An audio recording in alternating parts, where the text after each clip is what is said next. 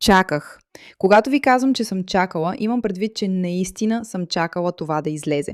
Още откакто видях обявата, че Daily Wire ще се вземе с радикалния ислям с този нов трейлър. Бях като, хайде, просто ми го дайте.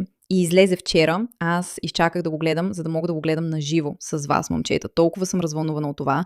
И разбира се, с това ново съобщение. Daily Wire понася критики от ислямисти, които изобщо не го харесват. Горките, жалко за тях. Разбира се, те се опитват да се преструват, че няма никаква инвазия, а всички ние знаем истината. Момчета, я се разкарайте. Ако ви е тъжно, че хората правят добри филми за безумните неща, които вършите, това си е ваш проблем, не мой. Както и да е. Добре дошли в The Pushback. Аз съм тук. Добре, вие не сте добре дошли. Готови ли сте за това? Вие сте добре дошли. Не сте готови за това. Аз не съм готова за това. Толкова съм развълнувана. Хайде да го направим. Вашата страна е под всякаква критика. Ние, които обичаме и служим на Аллах, се борихме срещу американците и ционистите, срещу бедствието на секуларизма и земите на неверието.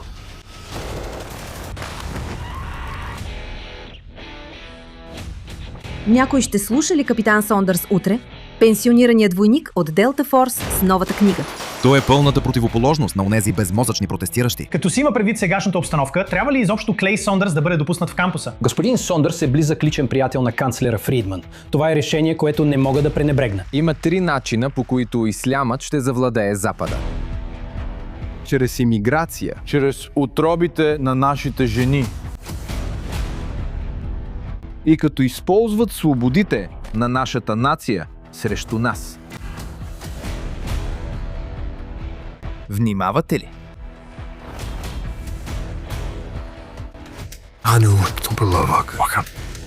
Слушайте внимателно. Великият сатана, Америка ще падне. Вие сте неверници. Телата на жените не са чисти, а душите на мъжете са нечисти. Какво ги прави толкова опасни? Техните цели не са в този живот, а в следващия. Хей, какво? Имам приятели тук, не мога просто да си тръгна. Слушай ме, според закона не можем да бягаме или да се крием от това, което предстои. Трябва да се борим. Ще бъда възнаграден 10 000 пъти в следващия живот. Когато умреш, ти си нищо! Само един начин да разберем. Това е по-американски.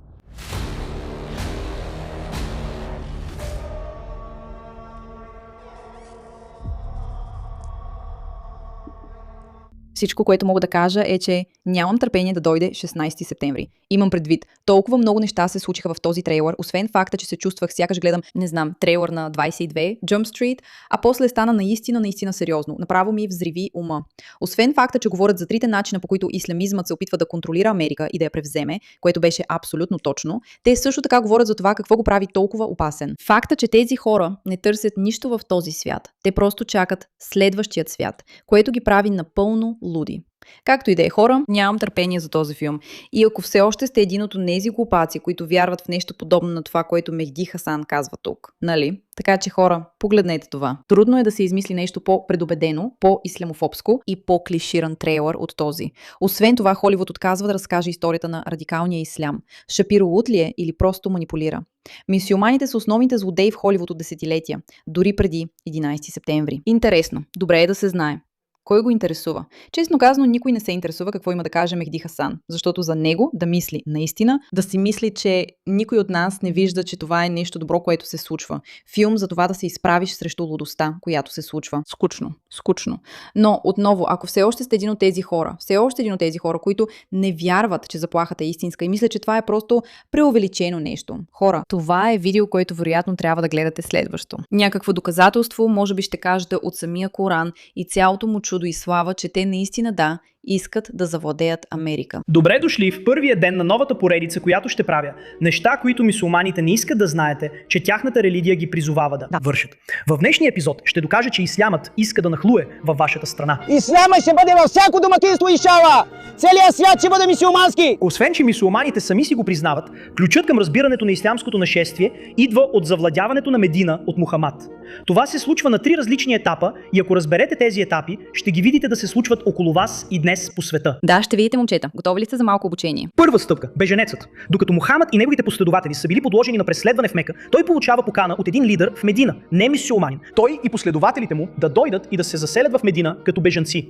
Така че Мухамад, разбира се съгласява и премества много мюсюлмани в Медина.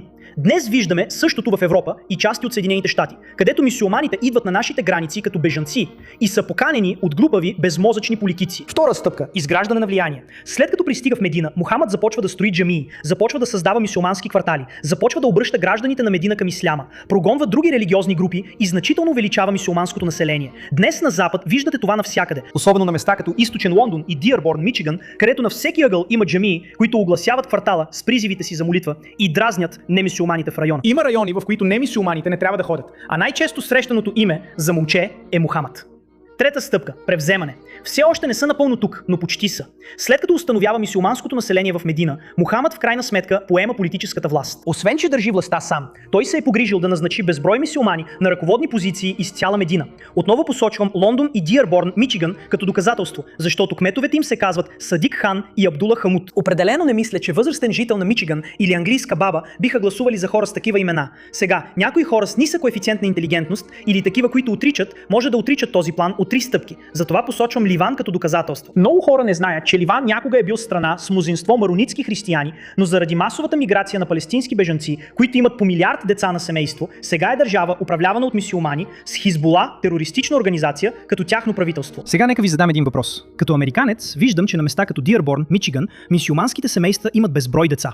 Така че какво прави моята страна, за да се противопостави на този очевиден заговор за завладяване на страната ни чрез демографска промяна? Ще ви кажа. Ние правим аборти на 1 милион и 100 хиляди бебета всяка година. Трябва да направим нещо, иначе ще станем като Ливан и Медина преди това. Точно така. Удивително е, когато осъзнаеш, че причината да не искат да знаеш историята е, че ако просто прочетеш историята, ще видиш, че това е план. Това е нещо, което те правят отново и отново и отново. А какво прави твоето правителство? Не, твоето правителство не прави много. И затова има организации като големите медийни компании, които сами се опитват да правят неща, за да се борят с хора като Мехди, които казват: вие просто сте предубедени. Не, вие сте нашественици. Вие сте проблемът. Ние не сме наистина проблема. Ние сме тези, които просто трябва да спрем да правим въпрос от вас. Трябва да спрем да избираме хора, които мислят, че сте безобидни. Трябва да спрем да слушаме хора и медии, които ви представят като умерените. Да, това няма да проработи. А филми като този, филми, които всъщност говорят за тези проблеми, такива каквито са, и ни напомнят, че трябва да се борим срещу тях и да помним какво всъщност планират и какво наистина се опитват да направят.